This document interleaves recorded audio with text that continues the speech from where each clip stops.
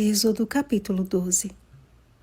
Porque naquela noite passarei pela terra do Egito, e ferirei na terra do Egito todos os primogênitos, desde os homens até os animais. Executarei juízo sobre todos os deuses do Egito. Eu sou o Senhor. Versículo 12. A Páscoa foi a primeira experiência religiosa daquele povo há tanto tempo escravizado. Era essencial que ele fosse novamente ensinado sobre a verdadeira adoração. Com lombos cingidos, sandálias nos pés e cajado na mão, os filhos de Israel deveriam comer com pressa o cordeiro, as ervas amargas e os pães sem fermento. Seria um cordeiro para cada família, com a opção de convidar o vizinho mais próximo, caso a família fosse pequena. O sangue do animal deveria ser passado em ambas as ombreiras e na verga da porta, como uma marca de proteção, para que o destruidor não os ferisse. Este rito seria lembrado todos os anos e transmitido de geração em geração. Diante de tudo isso, o povo se inclinou e adorou, cumprindo tudo o que Deus havia ordenado a Moisés e a Arão. Então, como o Senhor havia dito, à meia-noite, ele feriu todos os primogênitos na terra do Egito, desde o primogênito de Faraó até os primogênitos dos animais. Naquela mesma noite, o Senhor deu livramento ao seu povo, pois os egípcios expulsaram os filhos de Israel com pressa e lhes deram objetos de prata e objetos de ouro e roupas, e despojaram os egípcios. Após 430 anos, aquela geração finalmente respirava o ar da liberdade, e todas as hostes do Senhor saíram da terra do Egito, pois tirou o Senhor os filhos de Israel do Egito, segundo as suas turmas. A Páscoa era uma ilustração da justificação pela fé e seus resultados. Cada família foi instruída a manter-se em casa, comendo o cordeiro e o pão com ervas amargas, pronta para partir e com a porta marcada com o sangue do cordeiro. Essa era uma cerimônia que, se o povo tivesse compreendido seu verdadeiro significado e como o Senhor orientou, a tivesse transmitido de geração em geração, Jesus teria nascido rodeado pela nação de Israel em festa. Cada detalhe dado por Deus para esse momento deveria ser obedecido e era uma questão de vida ou morte. Passar o sangue na porta, mas não ter preparado o cordeiro como orientado, ou se o pão fosse levedado, implicaria em ser atingido pelo destruidor. Ou observar todo o rito dentro de casa e não marcar a porta com o sangue do cordeiro, também implicaria em morte. Percebem, amados?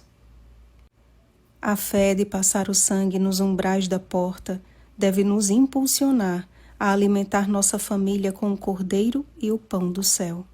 E mesmo que tenhamos que provar das ervas amargas da vida, no final do dia, podemos encontrar em Cristo, o cordeiro imolado, a força e a paz que nos saciam a alma.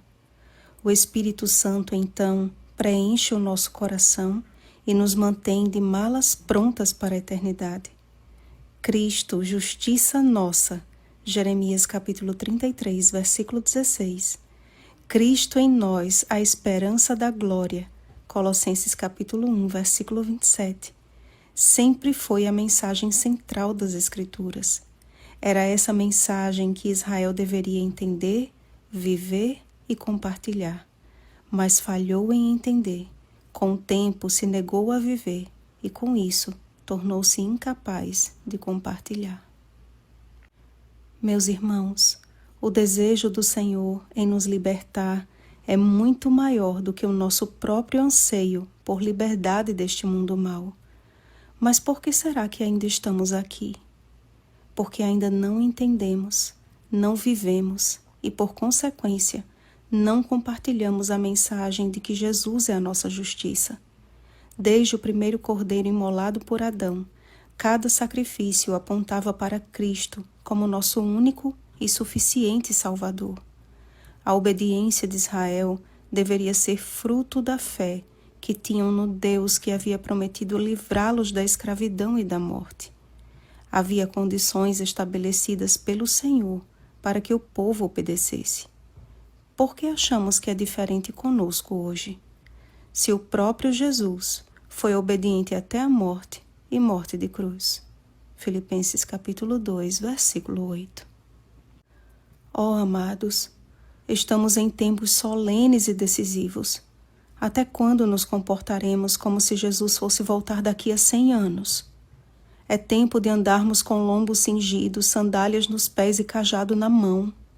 É tempo de termos até a porta de nossa casa como um lembrete vivo de que ali habita uma família que pertence ao Senhor. É tempo de alimentarmos a nossa família com a palavra de Cristo e compartilharmos esse alimento com nossos vizinhos mais próximos. Então, o destruidor não nos atingirá. Eu não sei você, mas eu estou cansada daqui. Cansada de mim mesma. Cansada de ver tanto sofrimento. E com muita, muita saudade de Jesus e do céu. E eu não digo isso porque me acho digna de ver o Salvador e entrar nas moradas do Pai. Muito pelo contrário. É na justiça de Cristo que me agarro a cada dia e clamo para que ela esteja sobre mim quando Ele voltar. Não nos cabe saber o tempo da volta de Jesus, mas a palavra nos diz que podemos não somente aguardar, mas também apressar a vinda do dia de Deus. 2 Pedro capítulo 3, versículo 12. Então, clamemos pelo Espírito Santo.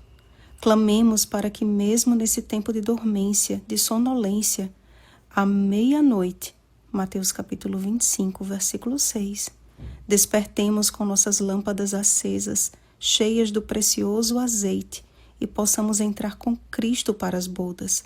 Mateus capítulo 25, versículo 10. Por favor, estude com mais interesse e profundidade a justificação pela fé, pois ela é a última mensagem a ser dada ao mundo. Ela é, na verdade, a mensagem do terceiro anjo. Eventos Finais, página 215. Oremos, amados. Nosso amado Pai Celestial, Tu tens sido muito paciente com o Teu povo. De geração em geração tens conservado filhos fiéis que confiaram em Ti, ainda que não compreendessem muitas das coisas que o Senhor pedia que fizessem. Santo Deus, há uma promessa para nós hoje, de que o Teu Espírito nos guiará a toda a verdade. E esta promessa é uma bênção, porque é a verdade que nos liberta, e nós queremos desfrutar da completa liberdade que o Senhor nos oferece a nós e a nossos filhos. Mas antes, o Espírito Santo precisa nos convencer do pecado, da justiça e do juízo, para que possamos discernir a Tua verdade.